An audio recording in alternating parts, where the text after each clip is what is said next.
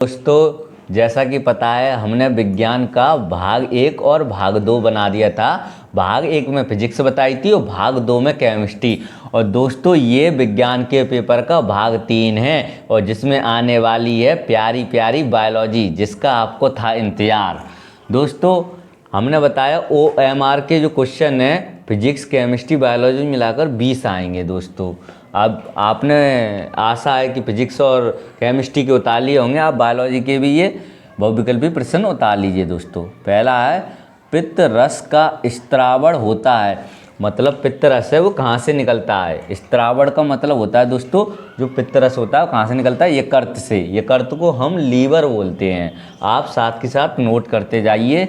अगला क्वेश्चन है दोस्तों पल्मोनरी सिरा, ऐसे आएगा पेपर में, पल्मोनरी सिरा रक्त कहाँ से लाता है, या ऐसे भी आ सकता है फेफड़ों से शुद्ध रक्त कहाँ से आता है। तो दोस्तों पल्मोनरी सिरा लिखा है या फेफड़ों से शुद्ध रक्त लिखा है, वो बाएं अलिंद से आता है। जो मनुष्य का हृदय होता है दोस्तों उसमें 4 चैम्बर होते हैं जिसको कास्ट बोलते हैं, दाएं अलिंद, बाएं अलिंद, दायां निलय, बायां निलय। ये दोस्तों ऑप्शन में आए कि मनुष्य के हृदय में कितने प्रकोष्ठ होते हैं, 4 होते हैं जिन्हें चैम्बर बोलते हैं। अगला है दोस्तों निषेचन के बाद पुष्प का कौन सा भाग फल में बदल जाता है। निषेचन के बाद पुष्प का ऐसा कौन सा भाग होता है जो फल में बदल जाता है दोस्तों, वो होता है अंडाशय। क्या होता है, अंडाशय। आप साथ के साथ नोट करते हैं दोस्तों।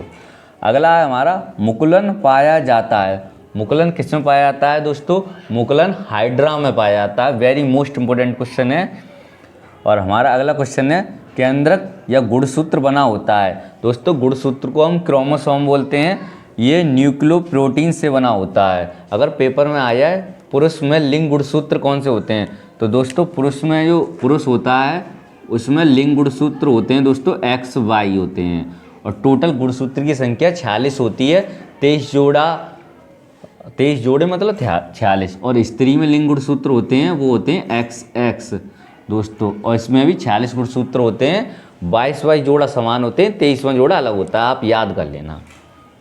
अगला है दोस्तों कौन सा आनुवांशिक पदार्थ है। ऐसा कौन सा है पदार्थ जो आनुवांशिक होता है दोस्तों, वो DNA होता है। और DNA की फुल फॉर्म होती है डीऑक्सीराइबो न्यूक्लिक अम्ल। और DNA की जो संरचना होती है वो द्विकुंडलित होती है। मैं आपको जो एक्स्ट्रा शॉर्ट बताता हूँ उन्हें जरूर नोट करो, वही घुमा फिरा के पेपर में फंसेंगे। अगला है दोस्तों यूरिया का निर्माण कहाँ होता है। जो यूरिया का निर्माण है वो कहाँ होता है, ये आप कमेंट बॉक्स में हमें आंसर देंगे दोस्तों, इसका आंसर मैं नहीं बताऊंगा। अगला है दोस्तों मानव के मादा जनन तंत्र का भाग नहीं है। मादा माने स्त्री, मतलब स्त्री के जो जनन तंत्र होता है उसका कौन सा भाग नहीं होता है दोस्तों, शुक्रवाहिका नहीं होता है। अगर पेपर में पूछा है कौन से भाग होते हैं, तो दोस्तों गर्भाशय होता है, अंडवाहिनी होता है दोस्तों, और डिंबवाहिनी होता है, और अंडाशय होता है। पर शुक्रवाहिका पुरुष में होता है। आप नोट कर लीजिए दोस्तों और इन्हें याद कर लीजिए, बहुविकल्पी पक्के कर लीजिए। आशा है कि आपने बायोलॉजी के बहुविकल्पी प्रश्न को उतार लिए होंगे दोस्तों, और आप इन्हें याद कर लेना। अब जो कौन से लिखने के लिए आएंगे वो ध्यान से समझना, आप इनको लिख लेना और इनके आंसर दोस्तों मास्टरमाइंड टीचर की हेल्प से आप लिखकर याद कर लेना। वेरी वेरी मोस्ट इंपॉर्टेंट है, पेपर में फंसेंगे 101%। पहला है दोस्तों पौधों में जल का परिवहन किसके द्वारा होता है, क्रिया विधि समझाइए। या ऐसे भी आ सकता है दोस्तों जो जाइलम विधि क्या होती है। जो जाइलम विधि होती है उसी का मतलब होता है दोस्तों पौधों में जल का परिवहन। जो पौधे होते हैं जो पानी पीते हैं कैसे हैं, जाइलम विधि द्वारा। दोस्तों मैंने बता दिया है। अगला है दोस्तों हृदय क्या है, एक लेख द्वारा सचित्र वर्णन करो, यह पंप के रूप में कार्य कैसे करता है। दोस्तों हृदय का तो आएगा ही आएगा, और हृदय का आपको चित्र जरूर बनाना पड़ेगा और हृदय के बारे में लिखना पड़ेगा, ध्यान से करिएगा। अगला है हमारा कायिक प्रवर्धन किसे कहते हैं, इसकी विधियों को उदाहरण सहित समझाइए। वेरी वेरी मोस्ट इंपॉर्टेंट है, रट्टा मार के जाना, 7 नंबर में आता है अगर आ गया। कायिक प्रवर्धन याद रख लेना आप, कई का शॉर्ट में ही पूछ लेगा कायिक प्रवर्धन किसे कहते हैं, इतना ही पूछ लेगा, विधियाँ नहीं पूछेगा। अगर विधियाँ पूछता है तो 7 नंबर में आएगा। अगला है दोस्तों लैमार्कवाद तथा डार्विनवाद की तुलना करो। लैमार्कवाद और डार्विनवाद के ऊपर तो एक क्वेश्चन जरूर बन के आता है, या तो शॉर्ट में आएगा या लॉन्ग में आएगा। कई का दोस्तों इनकी किताब में पूछ लेता है कि लैमार्कवाद ने कौन सी किताब की खोज की थी, किताब का नाम लिखना होता है, आप याद कर लेना। परिवार नियोजन की विभिन्न विधियों का वर्णन करो। एक क्वेश्चन इसमें से जरूर पूछा जाएगा, परिवार नियोजन क्या है या परिवार नियोजन की विधियां कौन सी, हर बार पूछा जाता है। ऐसे भी आ सकता है दोस्तों, जनसंख्या वृद्धि के क्या कारण हैं, कोई दो परिवार नियोजन की विधियां लिखिए। क्वेश्चन लग के आएगा, जनसंख्या वृद्धि के पीछे ये लगाएगा। विक्राणु या नेफ्रॉन का स्वच्छ नामांकित चित्र बनाओ और कार्य का वर्णन करो। जो नेफ्रॉन होती है दोस्तों वो किडनी में पाई जाती है। ऐसे भी आ सकता है, जो किडनी होती है उसकी सबसे छोटी इकाई होती है नेफ्रॉन। बहुविकल्पी में आए तो नेफ्रॉन पर टिक कराना, इसका चित्र बना के इसके कार्यों का वर्णन करना। आगे दोस्तों समझें। अगला हमारा वायवी। वायवी को हम ऑक्सी बोलते हैं तथा अवायवी को बोलते हैं अनॉक्सी। श्वसन में अंतर, पेपर में ऐसे आएगा, वायवीय तथा अवायवीय श्वसन में अंतर या ऑक्सी तथा अनॉक्सी श्वसन में अंतर एक ही चीज़ है, अलग अलग नहीं है दोस्तों। अगला हमारा परागण क्या है और ये कहाँ पाए जाते हैं।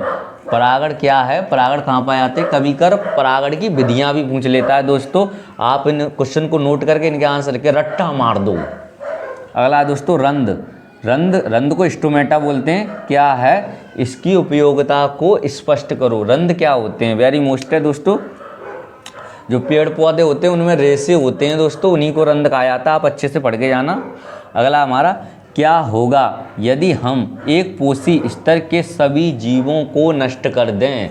दोस्तों ये आहार श्रृंखला वाले पार्ट में से है। आहार श्रृंखला या खाद्य श्रृंखला किसे कहते हैं, मैं बोल रहा हूँ, इसको दोस्तों ध्यान करते जाएं, केवल स्क्रीनशॉट लेकर ना बैठें, क्योंकि मैं कुछ एक्स्ट्रा शॉट बहुत बोलता हूँ। तो दोस्तों जो आहार श्रृंखला है, खाद्य श्रृंखला क्या होती है, उसको भी ध्यान से देखें, उसी पार्ट में से है ये।